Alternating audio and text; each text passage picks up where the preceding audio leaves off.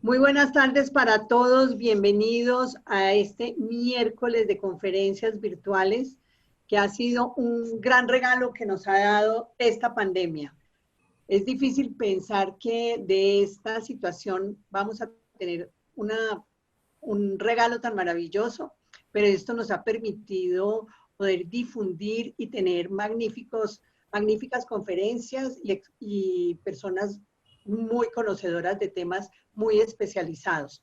Hoy le damos la bienvenida al doctor Mauricio y entonces los dejo con el doctor Juan Carlos Vargas para que haga la introducción y presente la conferencia. Buenas tardes a todos. Tal como les avisamos en la invitación que remitimos, el doctor Mauricio nos va a exponer esta tarde sobre la función notarial en la Ley 1996, sobre directivas anticipadas y apoyos a personas mayores con discapacidad. El doctor Mauricio es el notario 12 de Bogotá. Es abogado de la Universidad del Rosario, con estudios de posgrado en la Universidad de Georgetown en Washington, donde cursó el máster en leyes del Common, estudios sobre las leyes del Common Law. Mauricio, traduje más o menos bien. Y tiene una maestría ejecutiva en Administración de Negocios de la Universidad Sergio Arboleda. Mauricio es también especialista en Derecho Notarial y Registral de la Universidad Externado de Colombia. Ha sido profesor de Derecho Administrativo colombiano en la Universidad Sergio Arboleda y en la Universidad de La Sabana. Director del Seminario de Derecho Aeronáutico en la Pontificia Universidad Javeriana. Profesor de Derecho Aeronáutico en la Facultad de Jurisprudencia de la Universidad del Rosario. Y profesor de cátedra de instituciones del Estado en la Universidad Sergio Arboleda. Desde hace varios años es conferencista invitado en temas de derecho inmobiliario en la Pontificia Universidad Javeriana, los cuales alterna con la cátedra en la maestría de Derecho Notarial, Inmobiliario y Urbanístico en la Universidad Libre de su sede en Cúcuta. El doctor Mauricio es autor del libro Procedimientos y actuaciones notariales en el derecho de familia, que cuenta con 2 ediciones, publicado por la Universidad Sergio Arboleda, y es columnista online con mucha frecuencia de ámbito jurídico. Ahí hemos tenido toda la oportunidad de leer sus interesantes artículos. El doctor Mauricio se ha desempeñado como abogado externo en entidades financieras, asesor de organismos del sector público y gremiales, superintendente delegado para la inspección, vigilancia y control en la Superintendencia de Sociedades, director jurídico en negociación de aeronaves de Avianca, consultor y asesor en asuntos aeronáuticos en ExxonMobil Colombia y de otras importantes empresas. Se desempeñó también como notario 71 y como notario 58 en Bogotá. Y como ya lo dijimos, es notario en propiedad por concurso. Actualmente se desempeña como notario 12 de Bogotá. Doctor Mauricio, este auditorio es suyo y muchísimas gracias por aceptar la invitación de acompañarnos. Estamos todos esperando esta nueva visión. Hasta ahora nos habían contado la lectura de la ley desde la óptica del juez, del magistrado. Hoy, con el apoyo del doctor Mauricio, para nosotros, los notarios y quienes nos desempeñamos en las notarías, vamos a hacer la lectura de esa ley desde nuestra situación, lo que debemos, lo que podemos, de lo que nos debemos cuidar de hacer. Doctor Mauricio, muchas gracias, bienvenido. Muchas gracias a ustedes. Primero, un saludo muy especial a nuestra presidenta, la doctora Adriana Cuellar, que muy gentilmente me extendió esta invitación.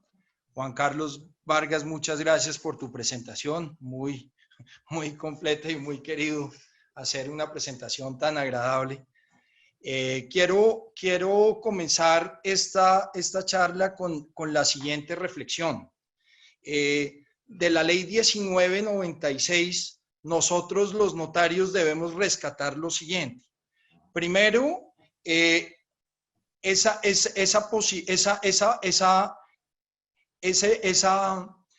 finalidad, por llamarlo así, que nos da la ley, que es la finalidad de acabar con un término que hizo carrera en este país, y es hablar de persona discapacitada, a cambiar ese término por personas con discapacidad. No hablemos más del discapacitado, hablemos de personas con discapacidad. Otra bondad que tiene esta ley es que las discapacidades no se deben generalizar, hecho que sucedía frecuentemente cuando hablábamos del interdicto. Entonces, esa es otra bondad a la cual debemos tratar. Y el otro término inclusivo que tiene la ley, perdón, mejor, incluyente que tiene la ley, es hablar de personas con discapacidades, bien sean físicas, sensoriales o mentales, y dejar un poco los términos de la persona. Incluso antes hablábamos de ciegos, sordos, hablábamos de personas con deficiencias auditivas, hablemos hoy de personas con discapacidades sensoriales en vez de utilizar esos términos que realmente lo que ha buscado esta ley y los desarrollos de los derechos de personas con discapacidad es esta inclusión dentro de la sociedad y no ver la discapacidad como algo que se deja ya guardado en un rincón, sino a una cantidad de gente que posee estas discapacidades que hacen parte de la comunidad a la cual presentamos. Me invitaron a hablar sobre la ley de la ley para personas con discapacidad, las personas mayores con discapacidad. Realmente de lo que quiero tratar esta ley es verla exclusivamente desde el punto notarial, sin perjuicio que en el set de preguntas que tengamos hablemos de puntos de vista desde el lado judicial. Quiero centrar la conferencia en los siguientes aspectos. Uno, vamos a hablar un poco de la vigencia y unos temas que tienen que ver con las vigencias que están contenidas en esa ley que nos interesan. Otro que tiene que ver con el concepto de capacidad, que a mi juicio, cuando se habla de la capacidad en esta ley o cuando los notarios entendemos con capacidad, más bien entendamos la palabra capacidad como consentimiento. Y adicionalmente, quiero hablar un poco de los acuerdos de apoyo y de los acuerdos de apoyo y de las directivas anticipadas, directamente las diferencias de una y otra y cuándo, a mi juicio, deberían aplicarse unas o deberían aplicarse otras. Adicionalmente, quisiera hablar de algo que dejó de lado esta ley, que es la famosa incapacidad y la interdicción, para decirles que a mi juicio la interdicción en algunos aspectos sigue vigente. Entonces, empecemos por el tema de la vigencia. La vigencia, lo primero que queremos decir, esta ley está vigente de acuerdo a lo dispuesto en ella a partir de la fecha de su promulgación, es decir, el 26 de agosto del año 2019. Sin embargo, dentro de esta ley hay unas vigencias que están supeditadas a que se realicen ciertos actos o que se desarrollen ciertos procedimientos o incluso que pasen ciertos plazos para que entren en vigencia algunas de las disposiciones contenidas en esta ley. Primero quiero hablar de la vigencia desde el punto de vista general de la ley. La ley se encuentra vigente, sin duda. Sin embargo, esa ley ha sido demandada ante la Corte Constitucional, tanto por temas de fondo como por temas de forma.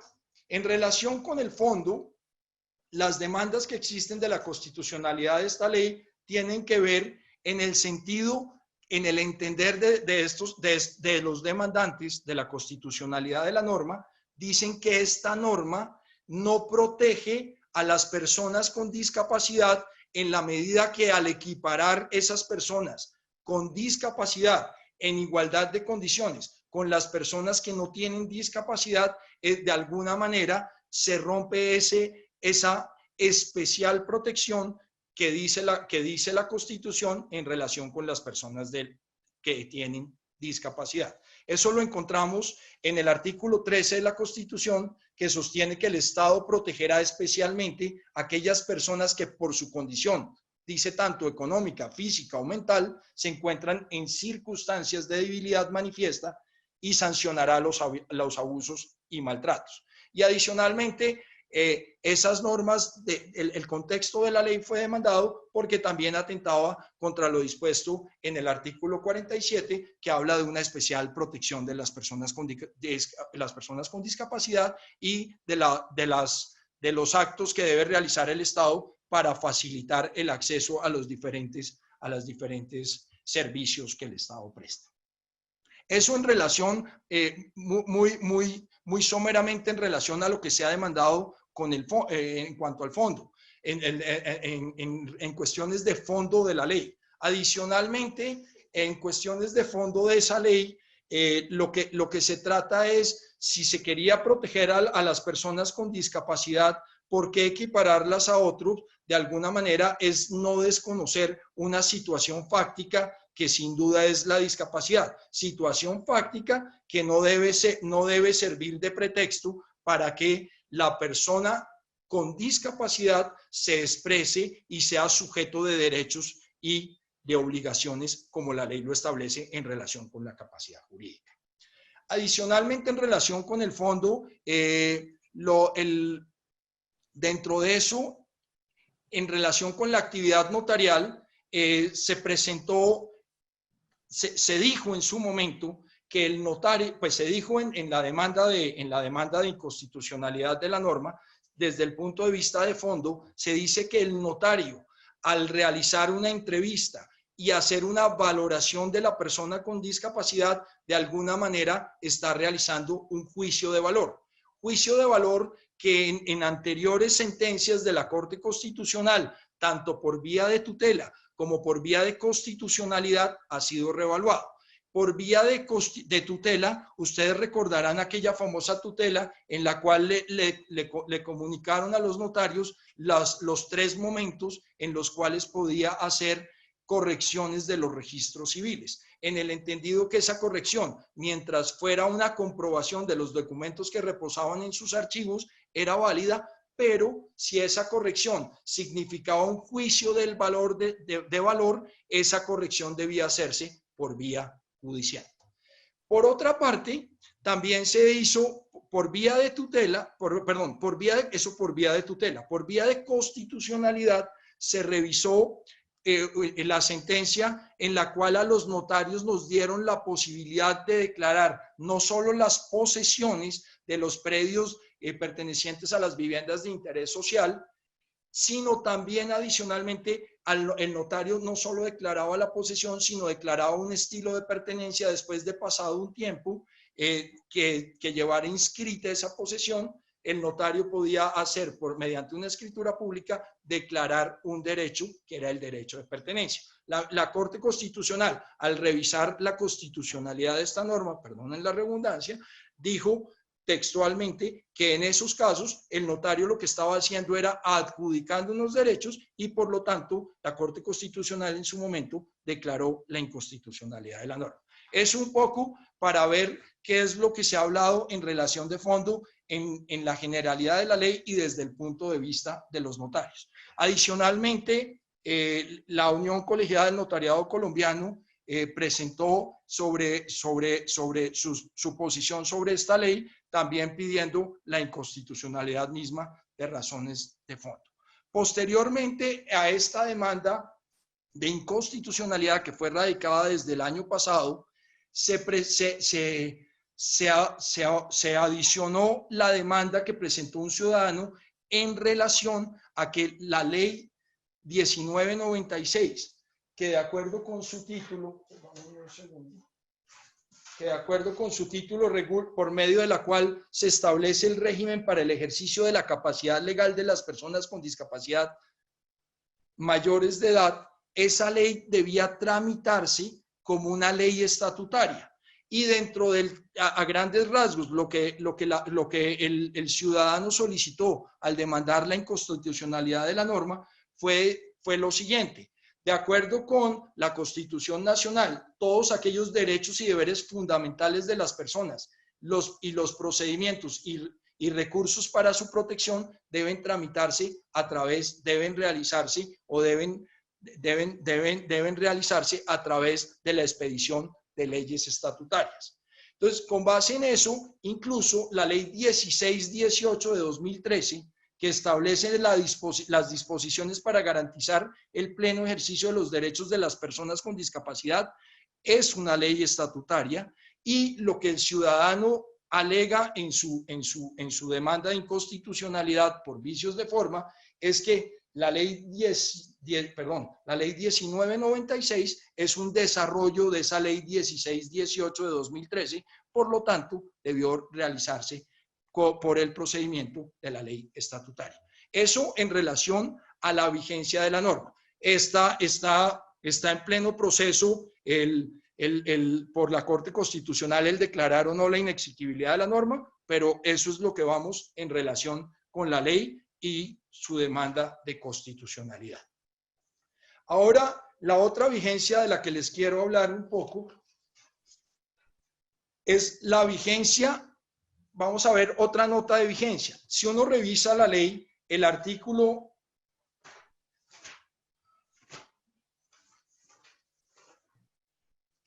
16, que habla de acuerdos de apoyo por escritura pública ante notario, en el parágrafo segundo, que es el último parágrafo de este artículo, dice: cumplido el anterior plazo, el presente artículo entrará en vigencia. Leo el parágrafo ahora completo. El Ministerio de Justicia y del Derecho, en un plazo no superior a un año, contado a partir de la promulgación de la presente ley, diseñará e implementará un plan de formación a notarías sobre el contenido de la presente ley y sus obligaciones específicas en relación con los acuerdos de apoyo.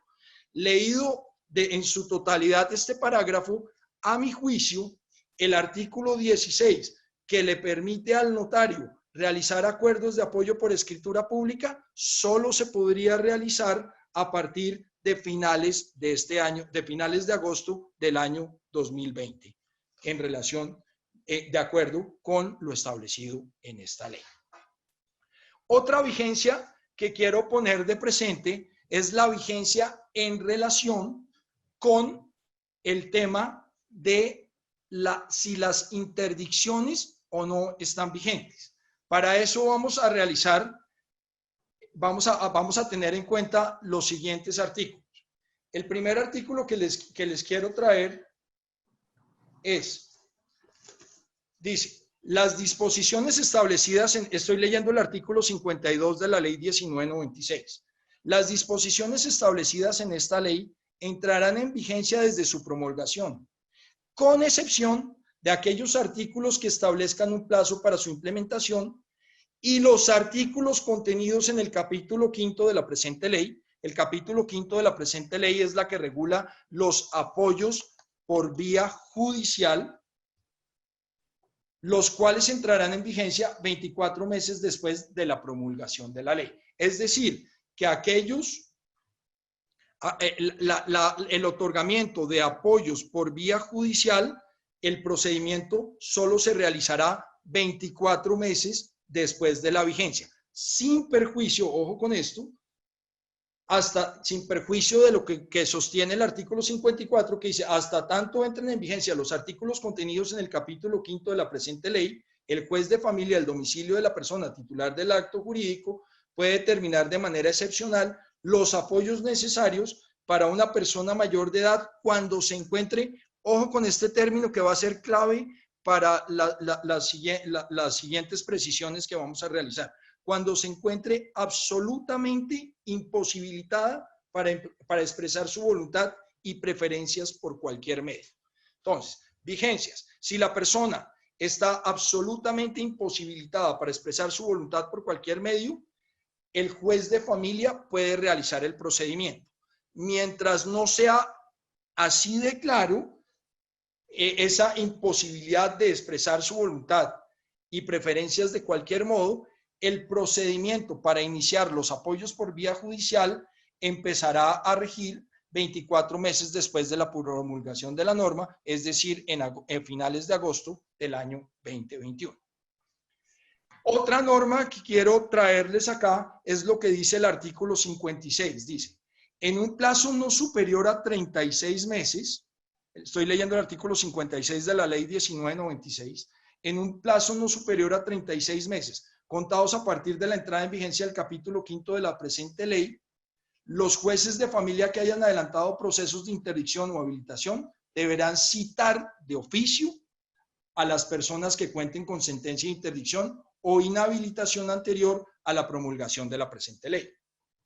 Entonces, y adicionalmente dice, en este mismo plazo, dice el siguiente párrafo, las personas bajo medida de interdicción o inhabilitación podrán solicitar la revisión de su situación jurídica directamente ante el juez de familia que adelante el proceso de interdicción. Adicionalmente, esto para hacer la siguiente reflexión. Cuando tuvimos al doctor Haroldo hablando sobre este proceso, él sostenía que la interdicción había quedado sin efecto con la promulgación de la ley. Yo tengo el siguiente racionamiento. En la medida en que los juicios de interdicción solo se pueden revisar de oficio a partir de los 36 meses después de que se haya establecido el proceso de apoyos por vía judicial que empieza a partir de los 24 meses de la ley, en ese caso las interdicciones decretadas judicialmente por normas anteriores, a mi juicio, están vigentes. Y adicionalmente les quiero reforzar esa posición con los siguientes comentarios. Uno, por lo menos la interdicción estará vigente por los 24 meses siguientes a la promulgación de la ley. ¿Por qué? Porque esa interdicción, acuérdense que fue declarada judicialmente. Y como dice la norma, judicialmente el proceso judicial de otorgamiento de apoyos no se podrá realizar sino 24 meses después de promulgada la ley. Entonces, ahí, por lo menos, desde finales de agosto de 2019 hasta finales de agosto de 2021, todas aquellas personas que gocen de una interdicción declarada judicialmente, esa interdicción, a mi juicio, es válida. ¿Qué pasa entre el año 2 de la promulgación de la ley y el año 5, que son los otros 36 meses de los que habla el artículo 56? En ese caso, estará vigente la interdicción, a mi juicio, siempre y cuando la persona a la cual se le declaró esa interdicción o esa inhabilitación, como lo dice la ley, no lo solicite ante el juez para que cambie esa situación jurídica. Incluso si ustedes revisan el artículo 56, dice todos los requisitos que se deben seguir para realizar dicho procedimiento. E incluso me refuerza esta tesis el parágrafo segundo de ese artículo 56 que dice, las personas bajo medida de interdicción o inhabilitación anterior a la promulgación de la presente ley se entenderán como personas con capacidad legal plena cuando, vuelvo y repito, cuando la sentencia del proceso de revisión de la interdicción o de la inhabilitación quede ejecutoriada. Esto me confirma de tal manera entonces que las interdicciones que ya están vigentes, a quienes ya se les ha nombrado un curador por proceso de interdicción, a mi juicio están vigentes y no se podrán revisar no antes de los 24 meses de la expedición de la ley, es decir, a finales de agosto del 2021, y a más tardar después de 3 años de los 36 meses, es decir, 3 años después, es decir, 5 años desde la promulgación de la ley, es decir, el año 2024, terminarán las interdicciones. Bien porque la persona solicitó que esa se terminara y ya quedó en firme la revisión de esa sentencia de interdicción, o bien porque de oficio, como lo establece este mismo artículo, el juez la ha revisado.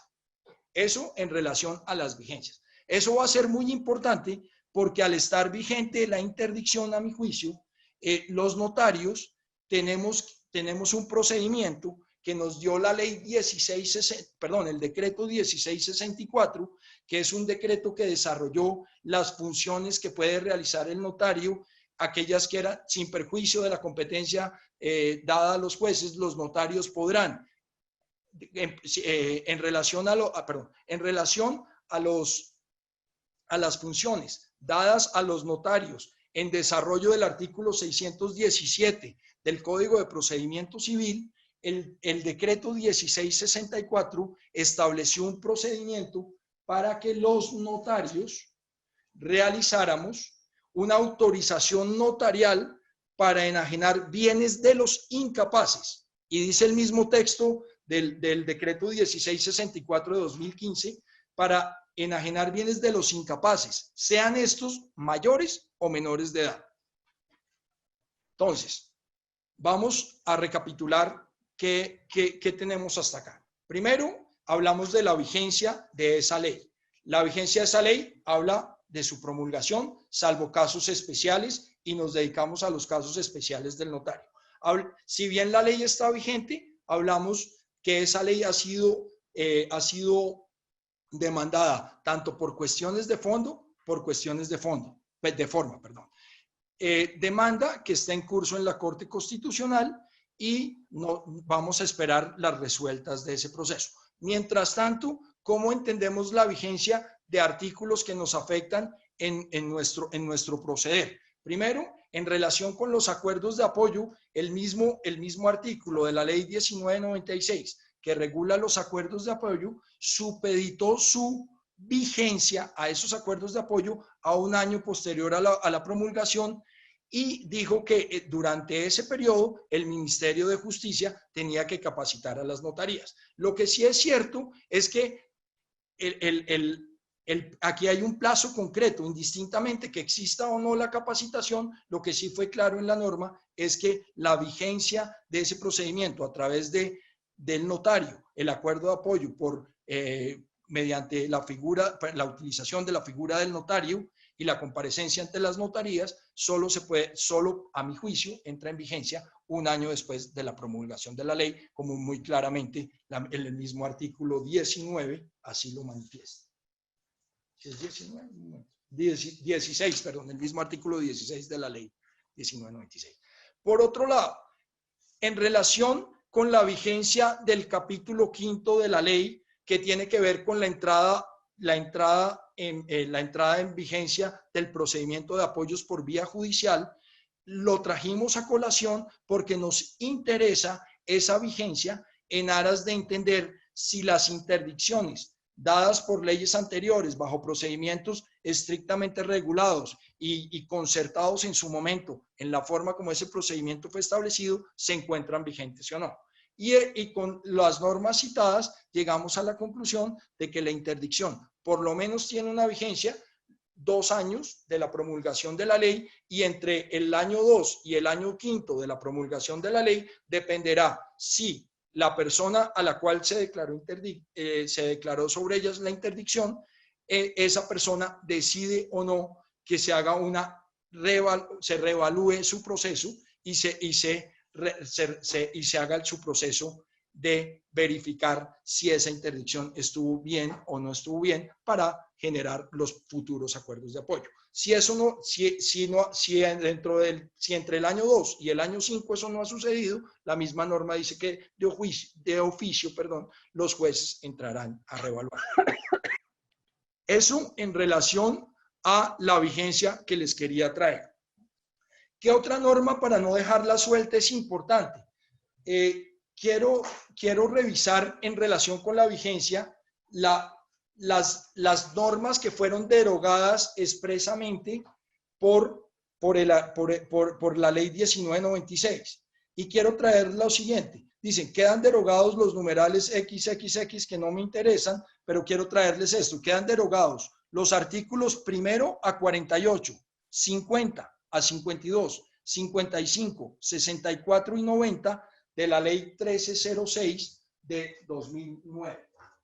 ¿Por qué es importante traer esta norma a este foro? Porque de acuerdo con la competencia que nos fue asignada a los notarios para realizar la autorización notarial para enajenar bienes de incapaces o los mayores o menores de edad, si uno revisa en la ley 1306, denme un segundito, 1306. La ley 1306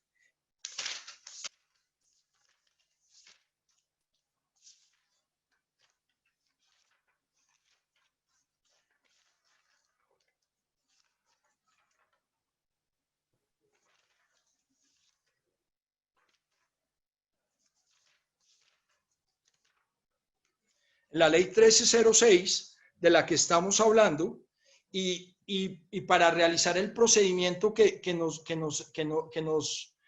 rige en relación con esa autorización notarial para enajenar bienes, el artículo 93 de la ley 1306, que en los artículos que le leí que hay una derogatoria expresa no es mencionado, a mi juicio sigue vigente y dice lo siguiente: actos de los curadores que requieren autorización. El curador deberá obtener autorización judicial para realizar los siguientes actos en representación de su pupilo: las donaciones de bienes del pupilo, incluidos aquellos actos de renuncia al incremento del patrimonio del pupilo, con excepción de aquellos regalos moderados autorizados por la costumbre en ciertos días, casos, y los dones manuales de poco valor.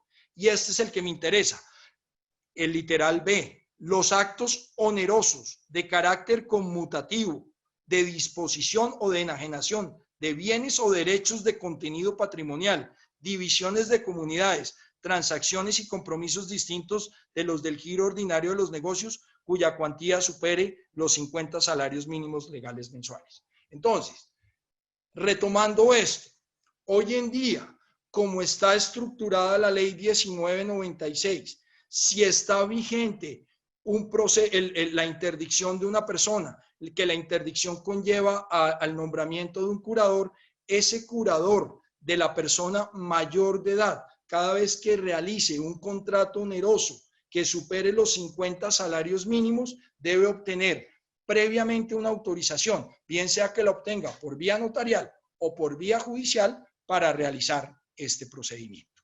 Entonces, cerrando el capítulo, la vigencia la tenemos clara, tenemos la importancia de por qué esas normas de las que hablé de la vigencia hacen relación a la función que prestamos los notarios, ahí vamos en vigencia. Ahora quiero retomar el segundo tema del que les quiero hablar rápidamente, tiene que ver con la capacidad y cómo debemos entender esto.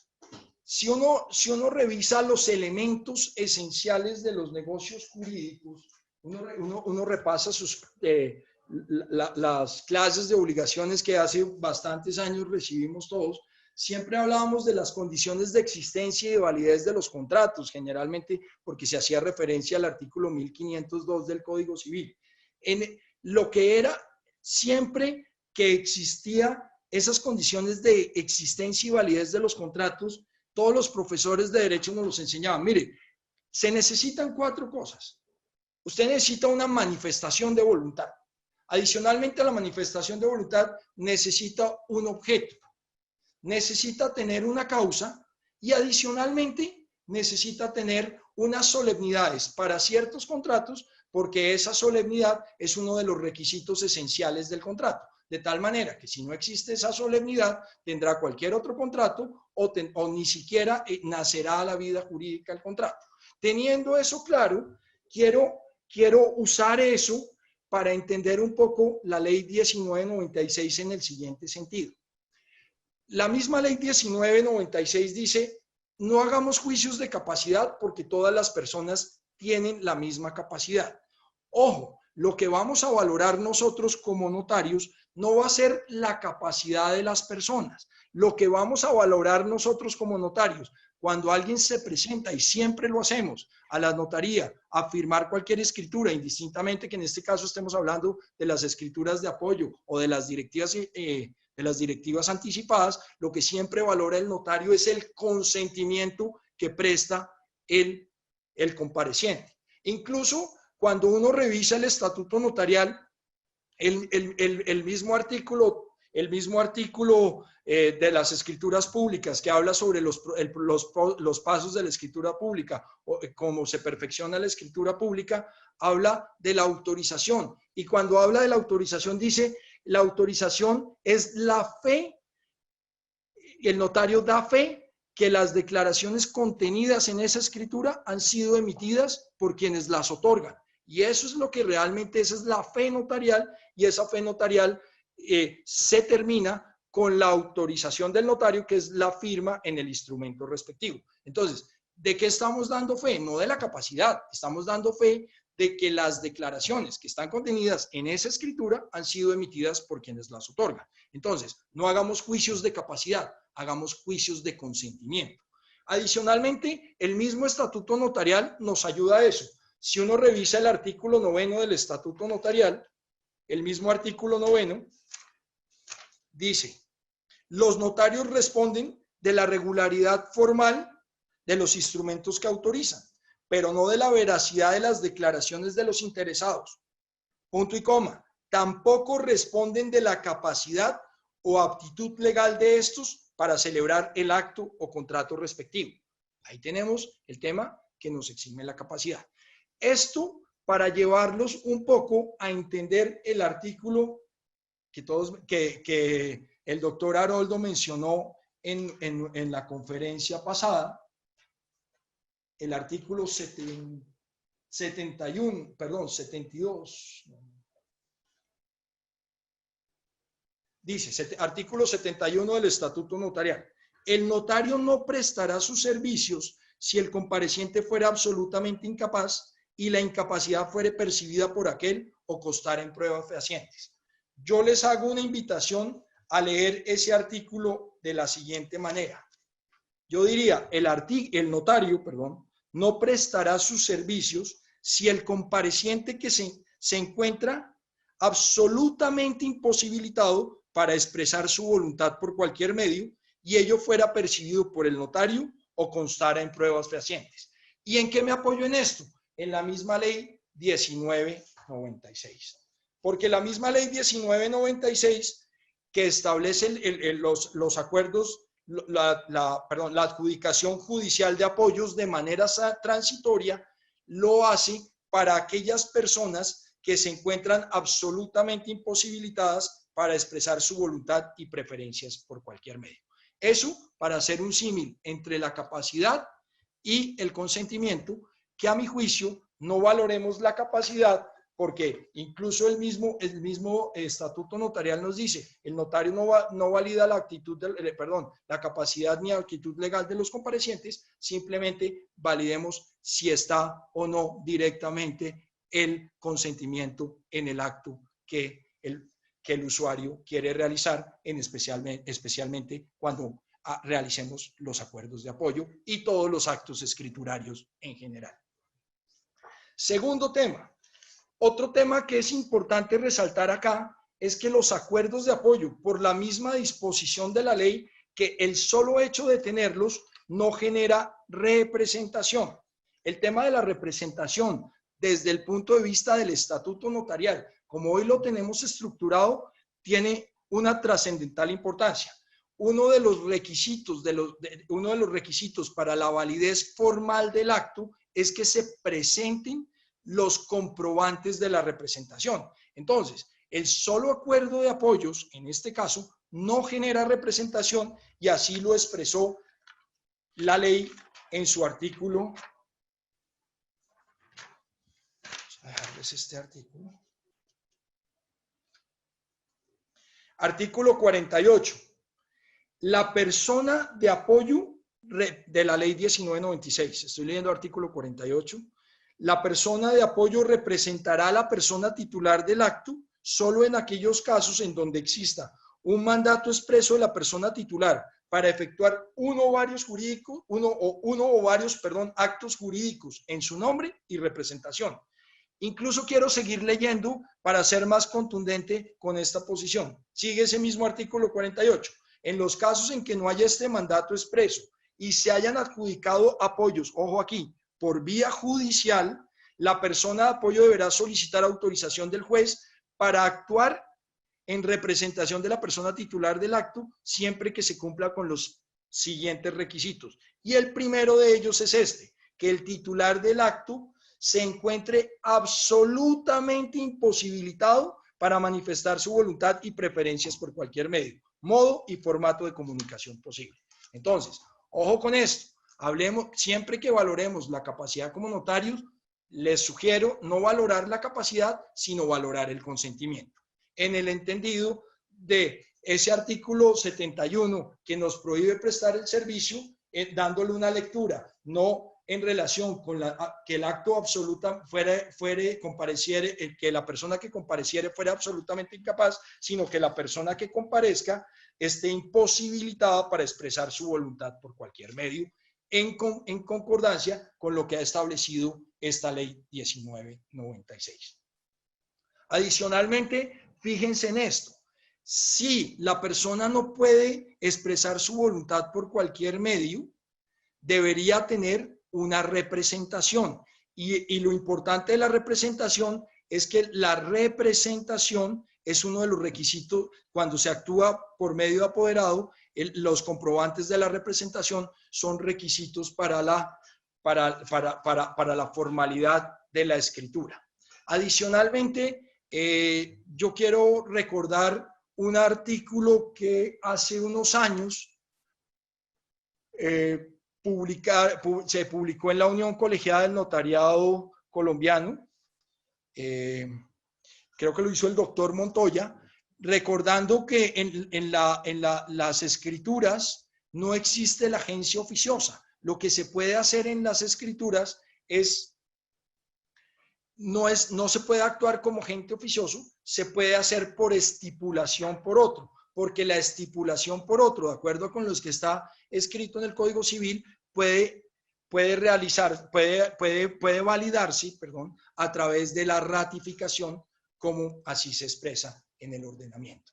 Entonces, básicamente, si el acuerdo de apoyo no tiene representación y la persona tiene una imposibilidad de manifestar su voluntad, en ese caso, faltaría uno de los elementos esenciales del negocio, que es el consentimiento. Por lo tanto, a mi juicio, el notario se abstendrá de prestar los servicios en relación con los acuerdos de apoyo. De los acuerdos de apoyo, bueno, ahora vamos a hacer un paréntesis. Vamos a hacer un paréntesis para mirar los acuerdos de apoyo, que es una de las funciones que nos dio esta ley 1996, para compararlo con las directivas anticipadas. La primera diferencia que tiene el uno del otro es que con el acuerdo de apoyo yo designo personas, mientras que con la directiva anticipada, como en la misma ley lo dice, en la directiva anticipada yo expreso mis preferencias para determinados actos jurídicos que tienen injerencia, bien sea en temas de salud, en temas financieros o en temas personales. Entonces, primera diferencia, los acuerdos de apoyo son para designar personas.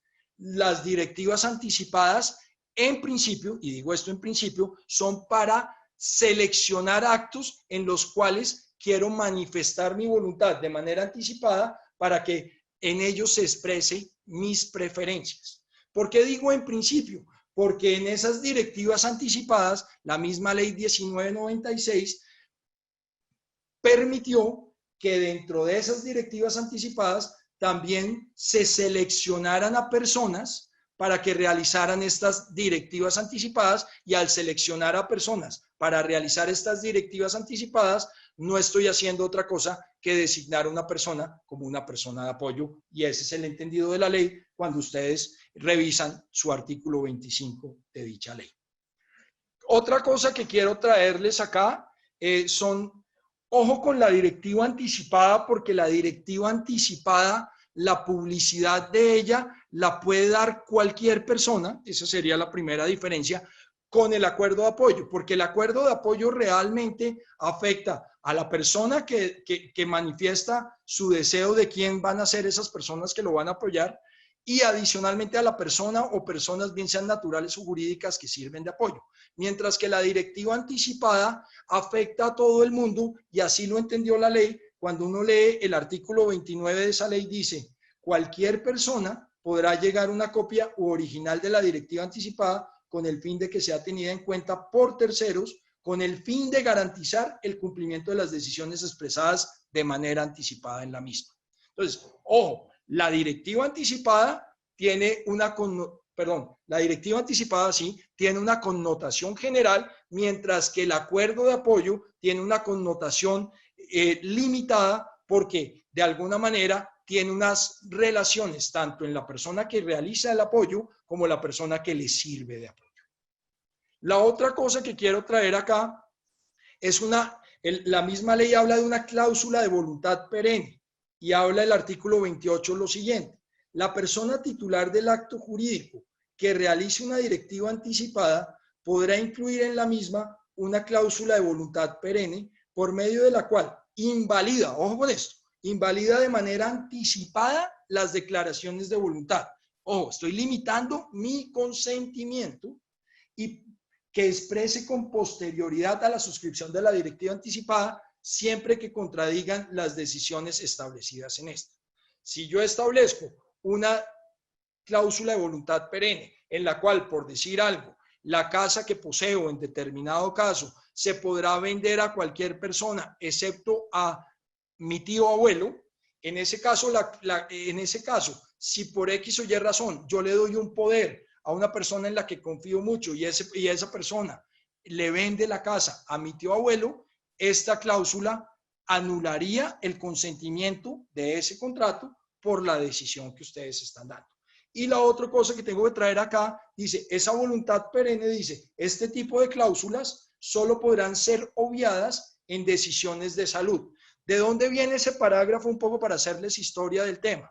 Cuando se crea la ley de voluntad anticipada, que es la famosa ley de Consuelo de Saavedra, en la cual la conocemos como el derecho a morir dignamente, esa ley duró mucho tiempo en entrar en vigencia, tuvo unos grandes debates sobre el tema, porque algunas personas entendieron que la posibilidad de morir dignamente era un estilo de eutanasia, y eso tuvo una serie de ires y venires hasta que la ley aparece.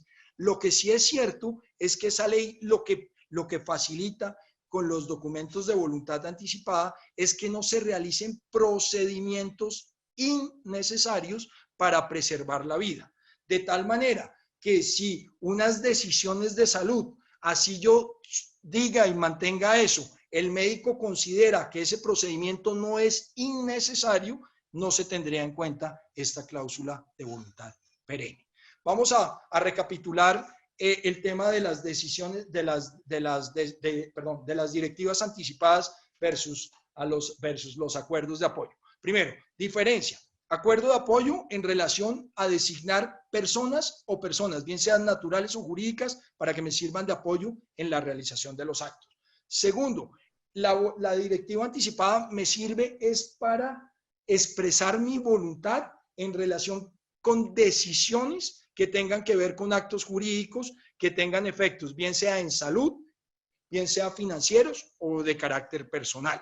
Entonces, en uno estoy designando personas, en otro estoy poniendo mi voluntad en relación a situaciones o actos jurídicos. Segundo tema para diferenciar aquí, la voluntad anticipada tiene personas que es un universo limitado. ¿Limitado a quién? A la persona que la hace, que designa su voluntad, y la persona a quien designo como apoyo. Mientras que la directiva anticipada, por la misma disposición de la ley, cualquier persona puede allegar esta directiva para hacer valer o no el consentimiento tal y como lo ha expresado la persona.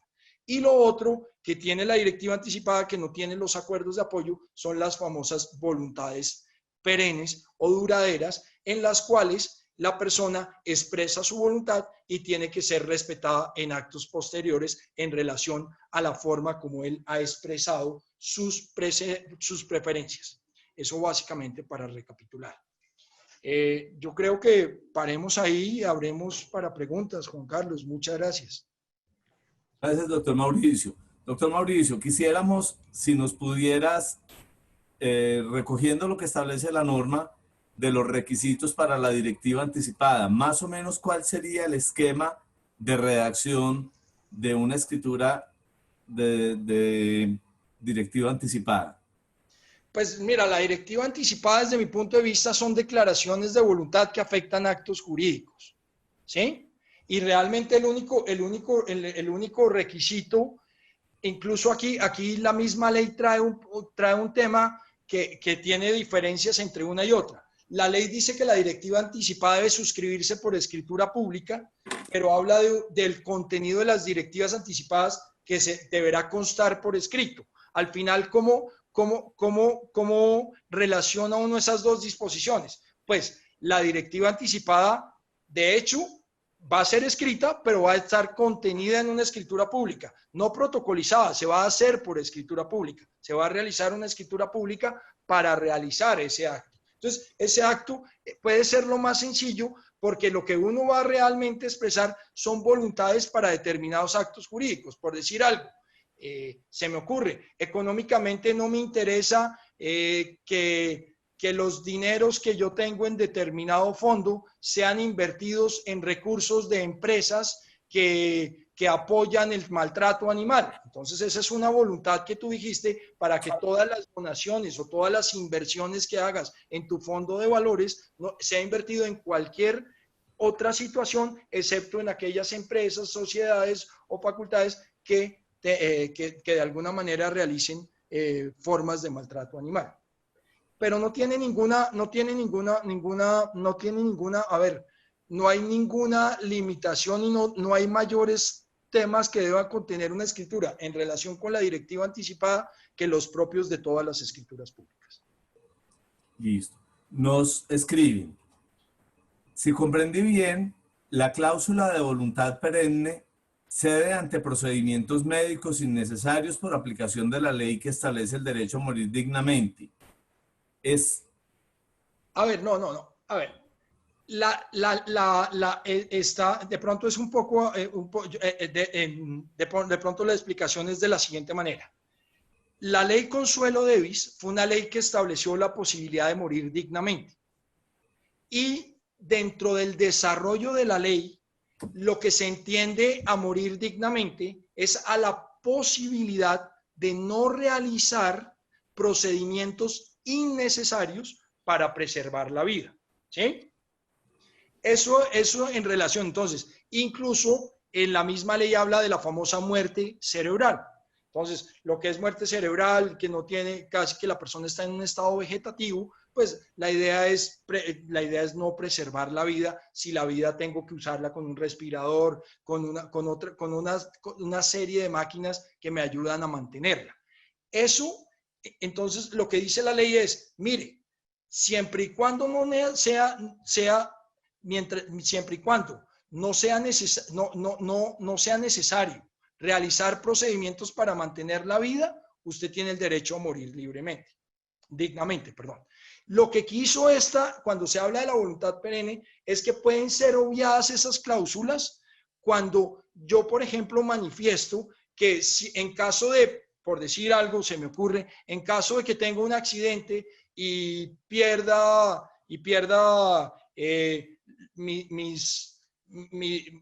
tanto mis brazos y mis piernas, es mi voluntad morir dignamente. Se me ocurre algo así por el estilo. Eso realmente, eso es una decisión de salud, que el hecho de que a uno le falten brazos y piernas no significa necesariamente que esa sea una forma de no mantener la vida. Es lo que se me ocurre de esa manera. Por eso, la ley esta 1996, cuando trajo lo de la voluntad perenne, le dijo, perfecto, le acepto todas las cláusulas que quiera, excepto aquellas en las que usted me pida obviar decisiones de salud en la cual el que va a decidir en su momento va a ser el médico y no su voluntad. ¿Sí?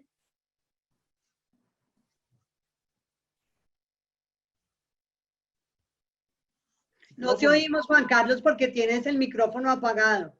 Gracias, disculpen. Nos dicen, la voluntad no va ligada al consentimiento, toda vez que puede haber voluntad, pero no tener conocimiento para emitir el consentimiento.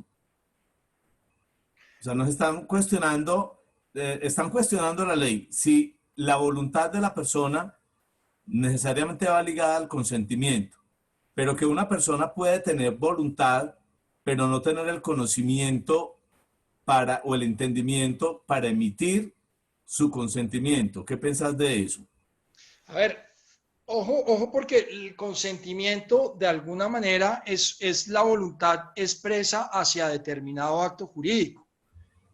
En esto los notarios ayudamos en determinados actos a valorar ese consentimiento de la persona, pero el consentimiento como tal, indistintamente, el consentimiento siempre lleva una manifestación de voluntad, enseñaban los profesores, directa y reflexivamente encaminada a producir unos efectos jurídicos. Incluso esa voluntad debe estar libre de vicios y entonces ahí viene la figura del error, la figura de la fuerza, la figura del dolo. Entonces, por regla general, a mi juicio, el consentimiento debe estar. Lo que sí puede hacer el notario es cómo valida ese consentimiento, cómo lo puede validar. Hay personas que tienen problemas para expresarse, entonces uno puede valorar ese consentimiento de forma escrita, lo puede valorar teniéndole paciencia a la persona, aislarla para que se sienta tranquilo de lo que va a decir. Básicamente, ya la forma como el notario recibe ese consentimiento o está tranquilo de que esa es la voluntad directamente hacia el acto que quiere emitir la persona, es una valoración propia del notario, ¿no?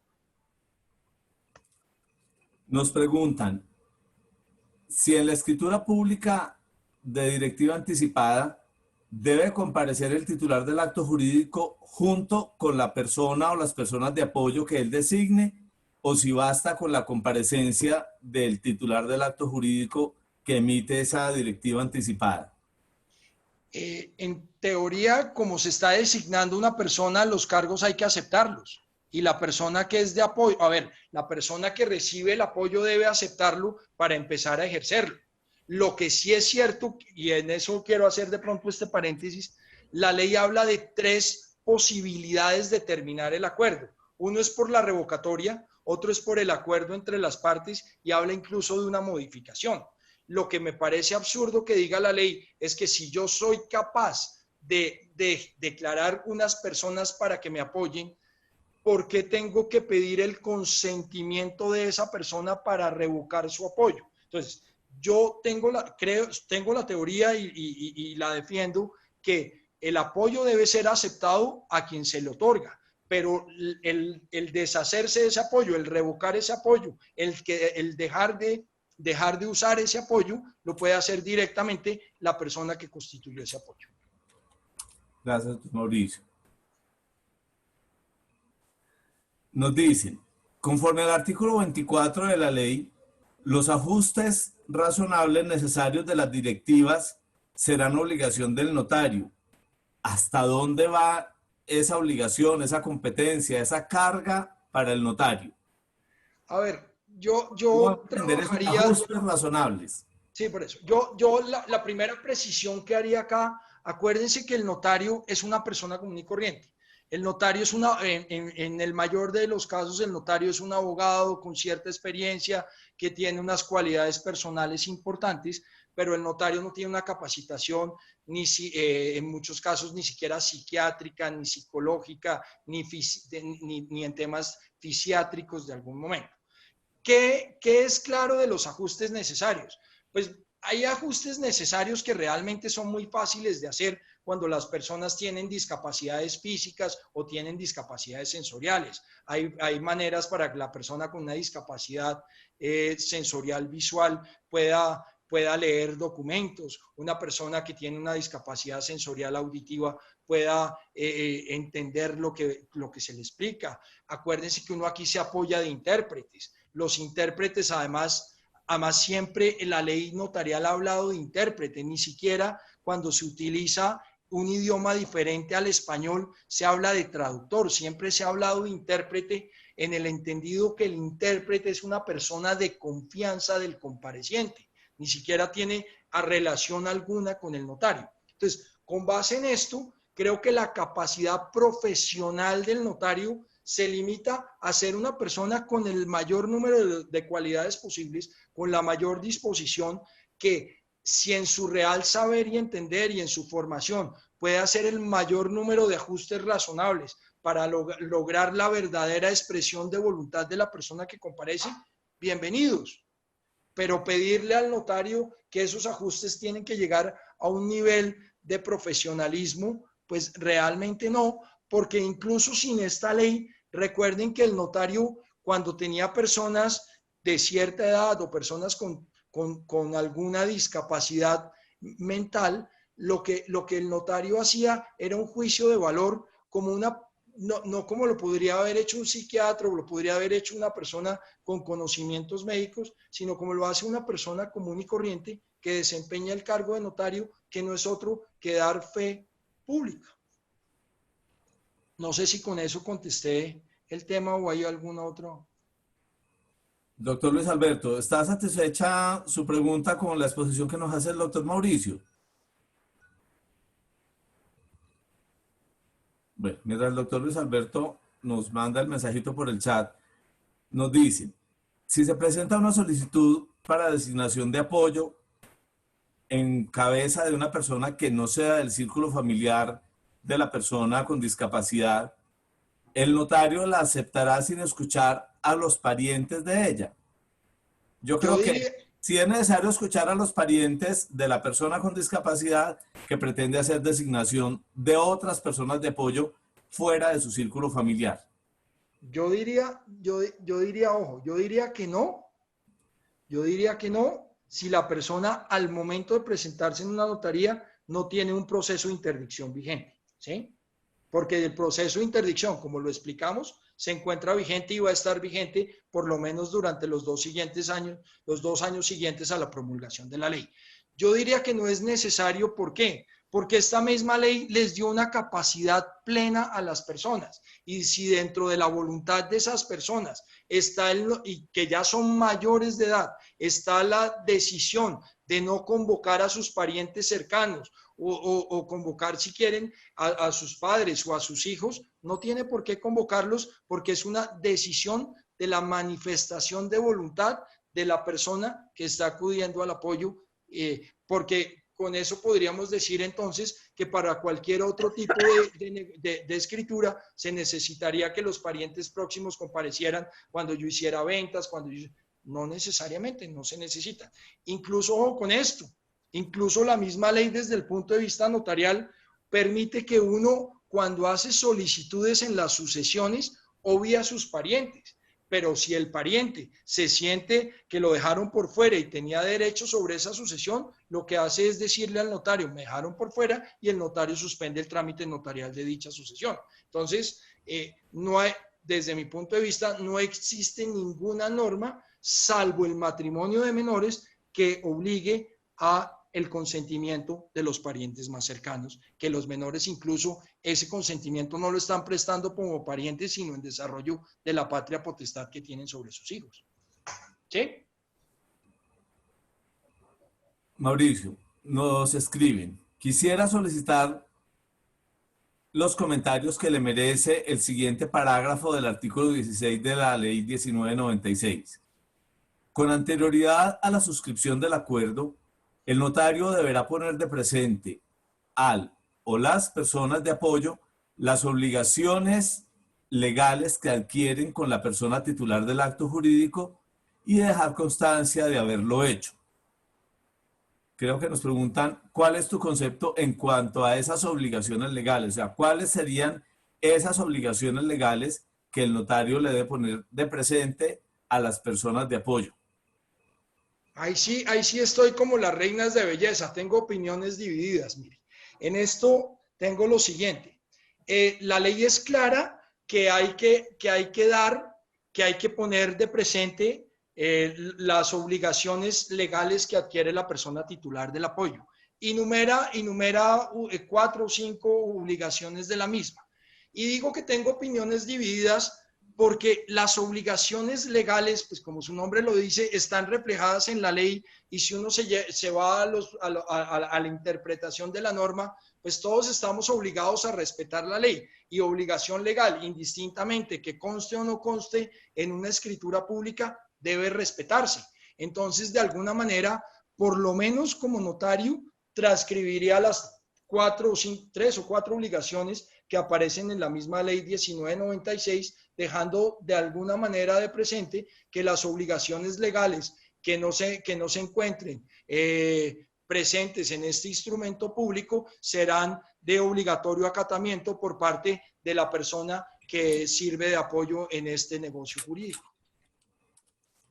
Bueno, nos preguntan, bueno, había 2 preguntas, voy a buscar la anterior que va ligada exactamente a esta.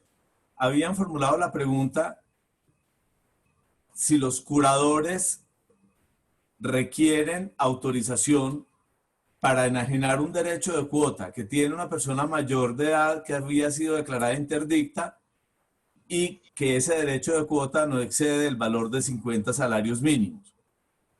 Y la misma persona nos pregunta si con la mera sentencia de interdicción se puede hacer la escritura de venta o habría que exigir otros documentos u otro procedimiento o trámite adicional.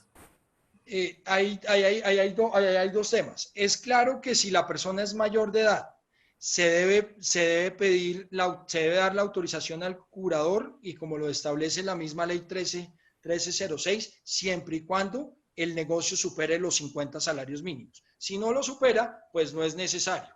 Ahora, lo siguiente, la forma de probar esa interdicción, como lo hemos visto, ojo, es con la inscripción de ella en el registro civil de nacimiento de la persona, no con la sentencia. La forma de probarlo es en el registro civil de nacimiento, sin perjuicio de que la persona allegue la sentencia, pero el documento idóneo para probar esa interdicción es la sentencia. Incluso si uno revisa la ley 1306, hay una disposición en la que obligaba a los notarios que realizaban interdicciones y de una vez las anotaban en el libro, perdón, en el registro civil de nacimiento de la persona de la cual se declaraba la interdicción, de reportarlo a la Superintendencia de Notariado y Registro, y la Superintendencia de Notariado y Registro llevaba una relación de esas personas que estaban sujetas a la interdicción de sus funciones. Denme un segundo y les busco la norma. Un segundo. Si la tengo por aquí.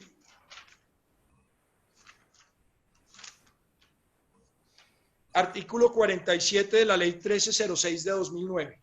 Dice, ese artículo 47, de acuerdo con la ley 1996, está derogado, pero miren lo que decía. Las decisiones de interdicción o inhabilitación y el levantamiento de las medidas se hará constar en el folio de nacimiento del registro del Estado Civil del afectado. O sea, ahí están.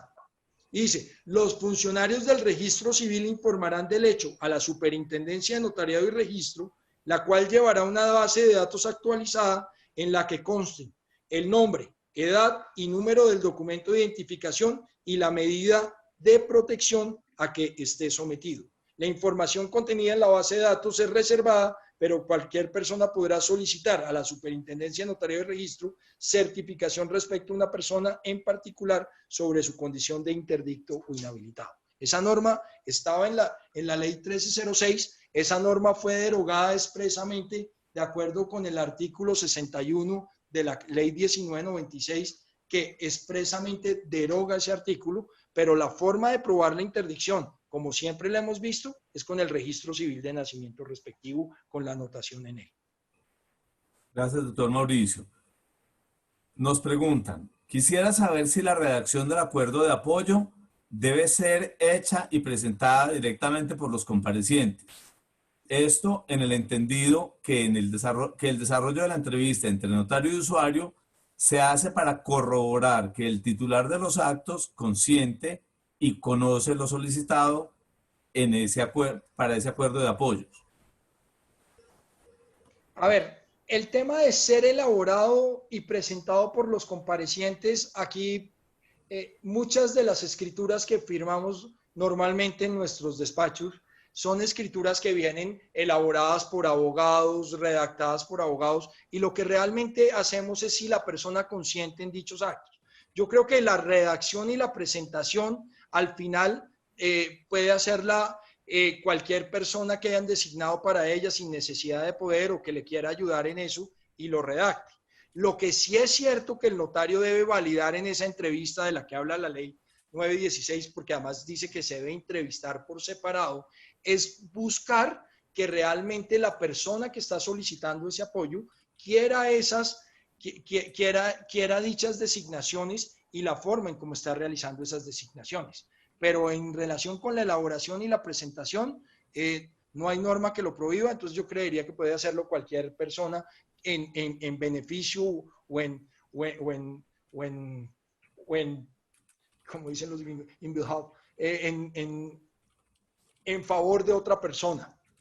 No hay problema. Lo que sí es cierto es que el notario debe validar que ese es el consentimiento de la persona siguiendo un poco el lineamiento que le estamos dando a esta ley de lo que debe valorar el notario. O sea, aplicando el artículo 6 del 960, que el notario debe redactar sin perjuicio de que las partes le presenten la minuta redactada por ellos o por sus asesores. Sin problema. Que redacten la notaría o que nos presenten la solicitud, hay que hacer el control de legalidad que corresponde. Sin problema. Perfecto, muchas gracias. No vemos más preguntas en el chat. Doctor Mauricio, de verdad, muchísimas gracias. Con mucho gusto, mucho Como sabemos cariño. todos, esta norma nos va a generar cada día en el quehacer más interrogantes. Mauricio, una preguntita. ¿Vos qué pensás frente a la recomendación que están haciendo algunos abogados para las personas que tienen discapacidad y aún para las que aparentemente no tienen ninguna discapacidad, que pretenden otorgar escritura de directiva anticipada? Si en esas directivas anticipadas, como bien lo señalaste ahora, no necesariamente se tienen que designar las personas, sino hacer mención al querer del otorgante respecto de determinados actos futuros. Si en esa misma escritura de directiva anticipada se incluyeran cláusulas similares a las que hoy incluimos en los poderes generales.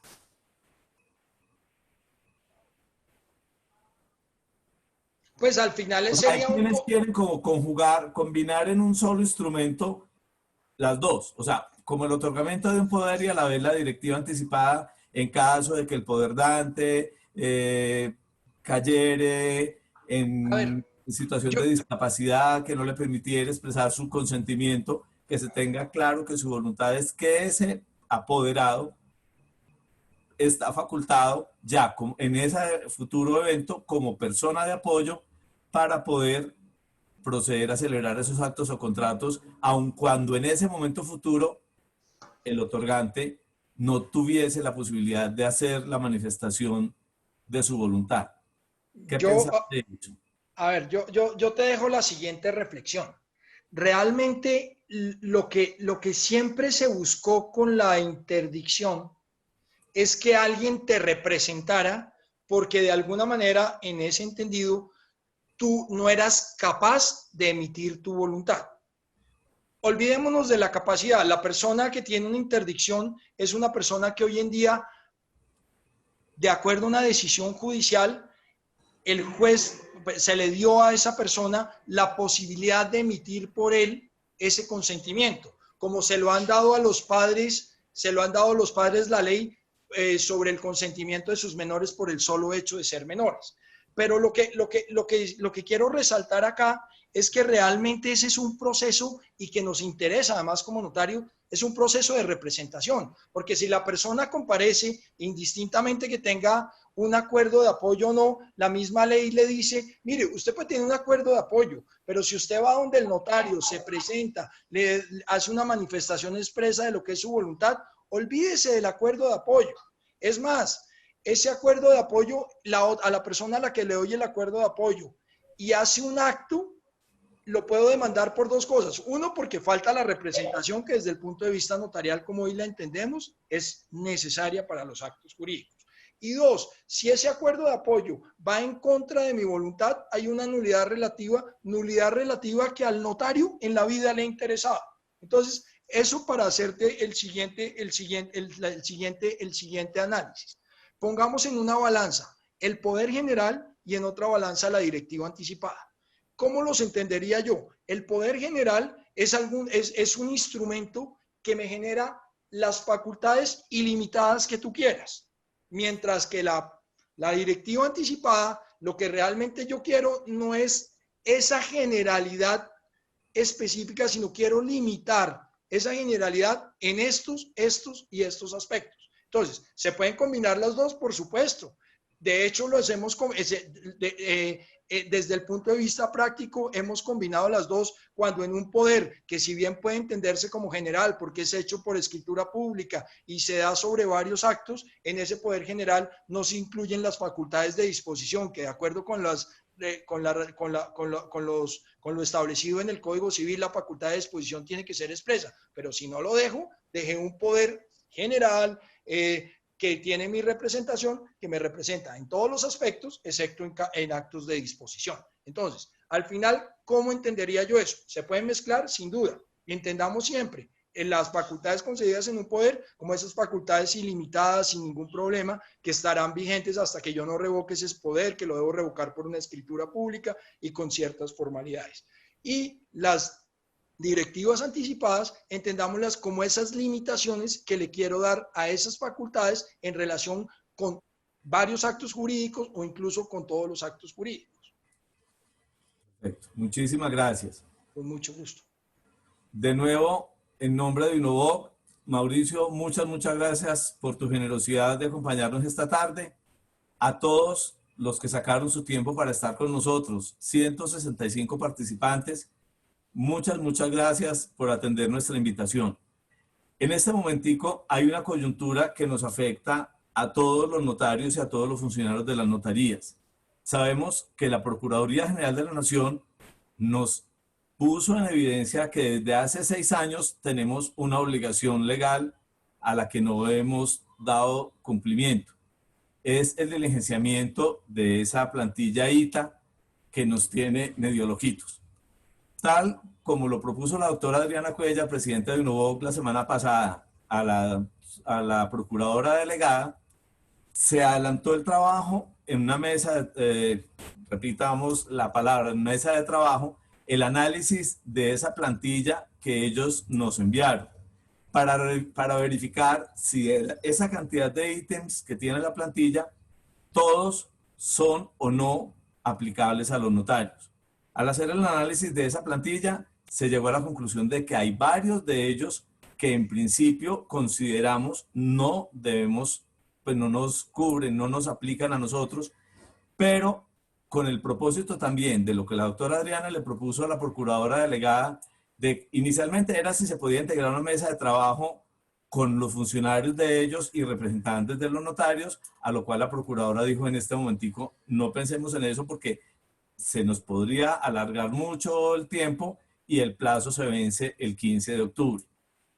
Ante eso, la doctora Adriana le propuso, doctora, la propuesta entonces sería que nosotros revisemos la plantilla, que hagamos los comentarios pertinentes y que se la podamos presentar luego a usted y al grupo de funcionarios que usted designe para que de esa manera no tenga la Procuraduría que estar revisando 980 y tantas planillas elaboradas por cada uno de los notarios de acuerdo a su leal saber y entender, sino que definida una estrategia con una plantilla, previamente revisada, ojalá avalada por ellos, ya se la comuniquemos a todos los notarios para que, claro está, ya cada uno de acuerdo a su propia circunstancia, proceda a resolver algunas de las cosas que no serían genéricas.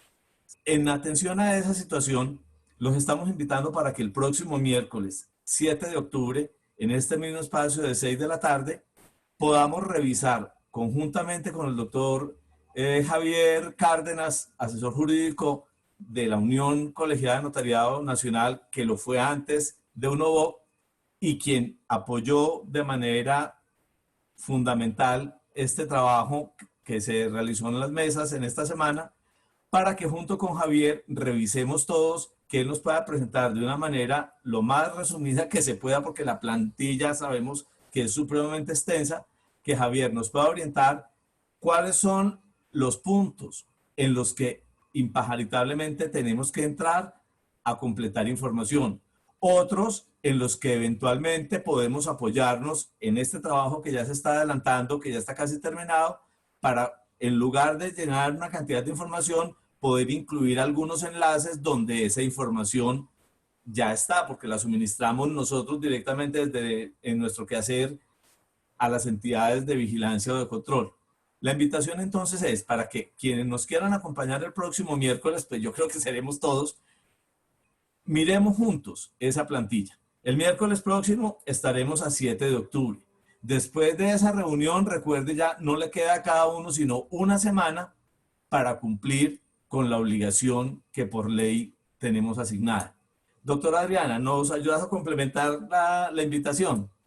Sí, bueno, muchísimas gracias, Mauricio. Una excelente exposición, supremamente clara, muy importante. O sea que te agradecemos mucho y como dice Juan Carlos, posiblemente con la aplicación de la misma vayan apareciendo algunas dudas hacia el futuro, entonces pues, será necesario de pronto rehacer la reunión para poder aclarar algunos puntos. Con relación a lo que estaba manifestando en este momento Juan Carlos, pues sí, quiero comentarles que hemos venido trabajando con un equipo de UNOVOC conformado por varios miembros del Consejo que nos han estado ayudando, igualmente con la participación de un equipo y un grupo de Medellín y con el abogado de la Unión Colegiada del Notariado. Este equipo, que está conformado por cerca de 7, 8 personas, ha revisado detenidamente todo lo que es esta plantilla ITA que tenemos que llenar y la primera decisión que hemos tomado conjuntamente es buscar contestar varios de los puntos de manera unificada entre todos los notarios, porque eso nos va a permitir que no cometamos cierto tipo de errores. Hay temas, por ejemplo, como la parte que hace referencia a la información de niños y niñas. Esa es una parte que vamos a tratar de tener contestada y así varios ítems que no son diferenciados en cada una de las notarías, sino que se puede dar una sola respuesta. Esos los estamos preparando. La verdad es que tenemos un tiempo muy corto, me parece a mí que el 15 de octubre es un tiempo muy corto. Tengo entendido que el doctor Álvaro Rojas está tratando de hablar con el procurador para ver si nos dan un plazo mayor. No es un tema fácil y que les enviemos esta respuesta a nosotros o este documento a nosotros no quiere decir que esté totalmente aceptado por la Procuraduría. Quiere decir que es una sugerencia que se les va a hacer de cómo contestarlo. Sin embargo, vamos a mandarle también al mismo tiempo el documento a la procuradora delegada con la que tuvimos la reunión para ver si ellos nos hacen una matriz específicamente para el notariado. Estamos pues muy alcanzados de tiempo, pero esperamos lograr esto. Hay solamente creo que 190 notarios que están utilizando la página web, que la Unión Colegiada había creado esas páginas web. No sé si hay muchos notarios que tengan su propia página web. Sin embargo, pues es importante decirles que tenemos que empezar a trabajar rápidamente en subir esa información a la página web. Por eso se requiere que un ingeniero de sistemas esté con ustedes acompañándolos para poder hacer esa migración de información, porque no es solamente que nosotros les hagamos llegar la información, sino que ustedes puedan subirla a su página web para que sea vista por la Procuraduría. Tienen que saber que la Procuraduría nos informó que van a hacer una auditoría sobre esa información que van a tener los notarios. O sea que es muy importante que ustedes estén seguros que esta información fue subida de manera adecuada.